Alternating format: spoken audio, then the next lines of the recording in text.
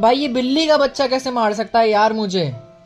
तो hello guys, आज हम सरवाइव करेंगे एक ऐसे वर्ल्ड में जिसमें कई सारे जानवर होने वाले हैं। तो आइए बिना देरी के शुरू करते हैं। भाई ये कैसा स्पॉन है, मतलब एल लगने वाले तो पहले से ही एल के अंदर स्पॉन कर रहे हो, वाह भाई। खैर इसके ऊपर ज्यादा ध्यान ना देते हुए मैं चला जाता हूँ पेड़ काटने के लिए। अब पेड़ पे मुक्के मारने के बाद मुझे एक शीप दिखी, जिससे मैंने बाकी जानवरों का रास्ता पूछा, लेकिन उसने कहा कि वो रास्ता तभी बताएगी जब मैं उसे जिंदा छोड़ दूंगा। तो मैं भी ठहरा दयावान, मैंने उसे छोड़ दिया और बाकी जानवरों का एड्रेस ले लिया।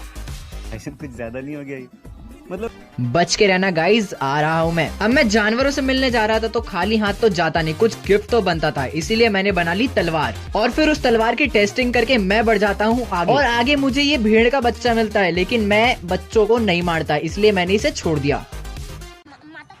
फिर जैसे ही मैं आगे बढ़ा मुझे ये काला सा पैंथर मिला, तेरे को डर नहीं लेकिन उसकी भयानक आवाज सुनकर मेरी तो हालत खराब हो गई और मैं पतली गली से निकल गया। अब चलते चलते मैं बोर हो रहा था, तभी मुझे लायन और रायनो की फाइट देखने को मिल गई, जिसमें रायनो ने शेर की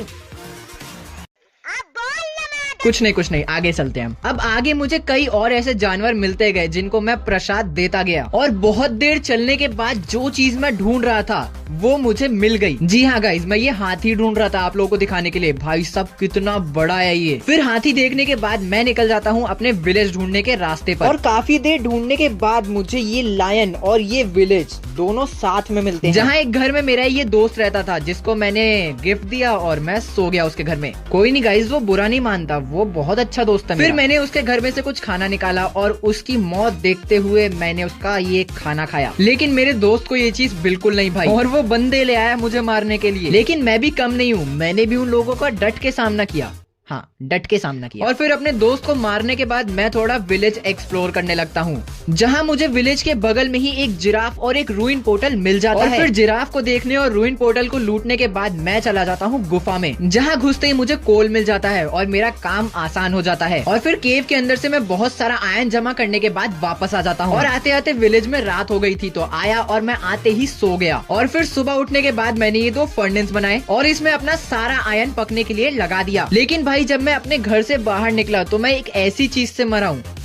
भाई मुझे बताते हुए भी अजीब लग रहा है कि मैं किस चीज से मरा हूँ। हाँ, इस छोटी बिल्ली से मरा हूँ मैं। भाई बताओ, बिल्ली से कौन मरता है यार। ये माइनक्राफ्ट में ये बिल्लियां कब से मारने लग गई, मुझे ये समझ नहीं आया। खैर छोड़ो भाई, अब क्या ही कर सकते हैं। अब इससे मरने के बाद मुझे मेरा घर नहीं मिल रहा था, मुझे बहुत टाइम लगा मेरा घर ढूंढने में। फिर जैसे तैसे मुझे मेरा घर मिला और मैंने अपना आयरन का आर्मर पूरा बनाया। तो जैसा कि ये मेरा दूसरा दिन है, तो आज मैं अपने लिए एक घर बनाने वाला हूँ, और इसीलिए दूसरे दिन के अंत तक मैंने काफी सारी लकड़ियाँ इकट्ठा कर ली थी। और तीसरे दिन सुबह होते ही मैं बहुत सारे कबलस्टोन लेने चला गया, क्योंकि मैं अपने घर का फ्रंट ग्लास से बनाऊंगा, तो मुझे काफी सारे फर्नेस की जरूरत है। और अगर ग्लास चाहिए तो सैंड की तो जरूरत होनी है, इसलिए मैं बहुत सारी सैंड भी इकट्ठा कर लेता हूँ। अब सारी चीजें इकट्ठा करने के बाद मैं चला जाता हूँ एक अच्छी सी लोकेशन ढूंढने के लिए। और काफी देर ढूंढने के बाद मुझे एक बहुत अच्छी जगह मिल जाती है, जहाँ की थोड़ी बहुत साफ सफाई करने के बाद मैं चला जाता हूँ सोने के लिए। लेकिन मुझे बार बार सोने के लिए विलेज में वापस आना पड़ रहा था, इसीलिए मैंने चुपके से बेड और ये चेस्ट दोनों ही गायब कर दिए। और फिर मेरे पास जितना भी सैंड था उसे मैंने अलग अलग करके फर्नेस में पकने के लिए लगा दिया। और फिर थोड़ी बहुत और साफ सफाई के बाद मैं अपना घर बनाना स्टार्ट कर देता हूँ। और बहुत देर मेहनत करने के बाद आखिर मेरे घर का स्ट्रक्चर बनकर तैयार हो गया था। तो चलो मैं अब आपको इसे कंप्लीट करके मिलता हूँ।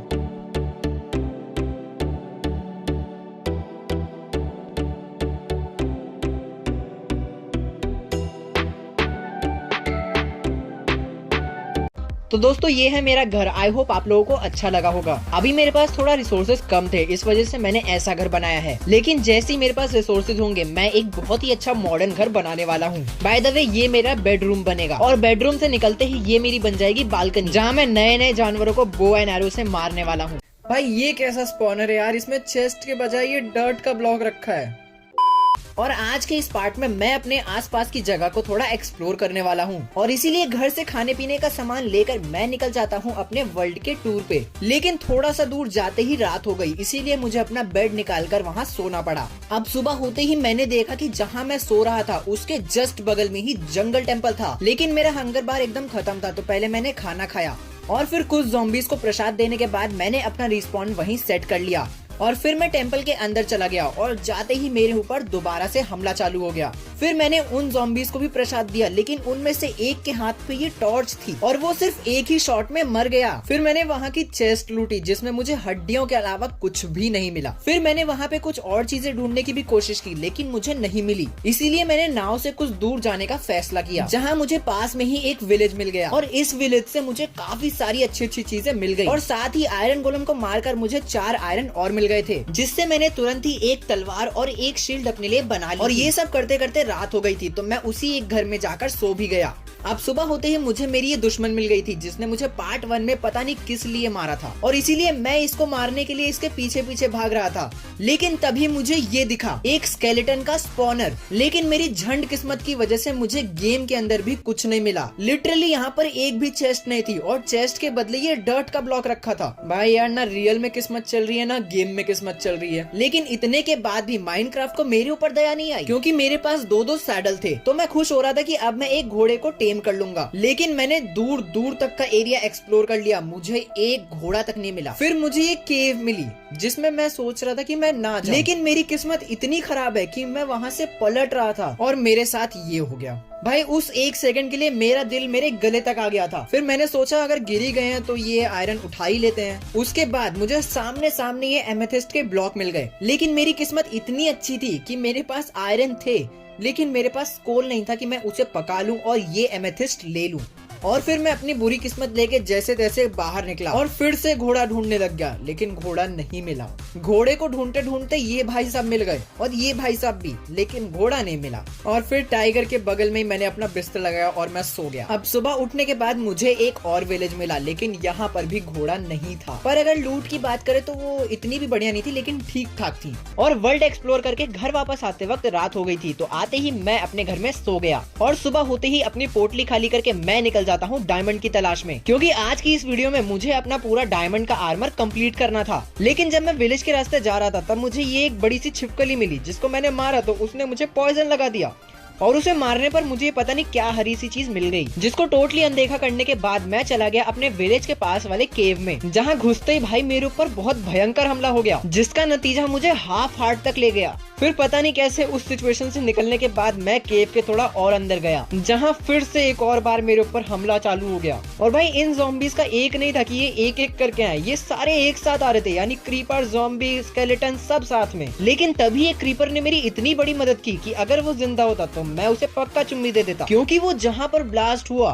वहाँ मुझे डायमंड मिल गया, और वो भी एक नहीं पूरे 5 डायमंड मिले मुझे वहाँ से। थैंक यू क्रीपर बाबू, मैं आपकी ये कुर्बानी कभी नहीं भूलूंगा, थैंक यू सो मच। अब वहाँ से वो 5 डायमंड लेकर मैं थोड़ा केव के और अंदर जाता हूँ, जहाँ मुझे सामने सामने 2 डायमंड और मिल जाते हैं। लेकिन अब जितनी जल्दी मुझे ये 60 डायमंड मिले थे, बाकी डायमंड मिलने में मुझे उतनी ही ज्यादा मौत आई। बताता हूँ कैसे, लेकिन उससे पहले ये फाइट एंजॉय करते करते मैंने खाना खाया। अब बात ऐसी थी कि जब मैंने ये 60 डायमंड ढूंढे तो मैं बहुत खुश हो गया था, इसी वजह से मैंने पूरी केव ढूंढ डाली। लेकिन मुझे वहाँ से कुछ नहीं मिला तो मैं बाहर आ गया और मैंने फैसला किया कि अब थोड़ी दूर जाकर कोई और बड़ी केव ढूंढता हूँ।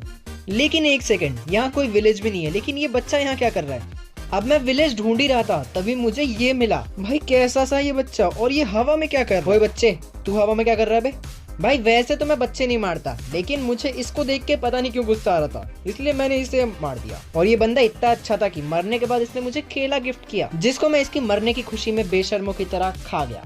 उसके बाद मैं मस्त आराम से अपना चल रहा था, लेकिन तभी पीछे से मेरे ऊपर हमला हो जाता है। और हमला कौन करता है? ये पिद्दी मुझे मारने की कोशिश कर रहा था। और मैंने फिर थोड़ा सा आगे और ढूंढा कि मुझे कोई केव मिल जाए अच्छी सी, लेकिन मेरा मूड खराब हो गया और मैंने उसी एक जगह पर सीधा डिग डाउन करने का फैसला कर लिया, जहाँ थोड़ा बहुत खोदने के बाद मुझे एक केव मिल गई और मेरे ऊपर फिर से हमला हो गया।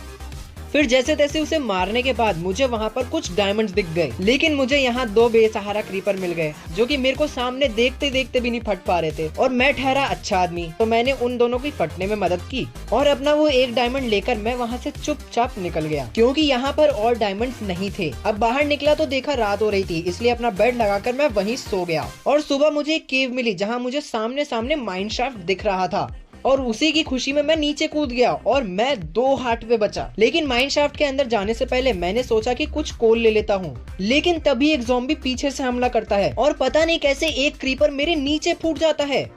लेकिन एक तरीके से उस क्रीपर ने मेरी हेल्प ही की थी, क्योंकि यहाँ पर मुझे एक चेस्ट मिलता है जिसके अंदर मुझे 2 और डायमंड मिल जाते हैं। और फिर मैंने कई और चेस्ट लूटी जिसके अंदर से मुझे 10 और डायमंड्स मिल गए और कई सारे डायमंड्स मुझे केव में भी मिले, और जिनको लेकर पूरे 6 दिन बाद मैं अपने घर वापस आ गया। और घर आते ही मैंने फालतू सामान अपने चेस्ट में डाला और अपने लिए फुल डायमंड का आर्मर बना लिया। और जो डायमंड बचे थे उससे मैंने अपने लिए एक तलवार और एक पिकैक्स भी बना ली। इसके बाद मेरे पास अब 3 और डायमंड बचे हैं, जिसमें से 2 मेरे एन्चेंटमेंट टेबल में काम आएंगे। तो दोस्तों आज की वीडियो में बस इतना ही। अगली वीडियो में हम लोग अपने इस आर्मर को एन्चेंट करेंगे। तो प्लीज वीडियो को लाइक करके चैनल को सब्सक्राइब कर दीजिए। मैं मिलता हूँ आपको अगली वीडियो में, तब तक के लिए bye bye, thank you so much.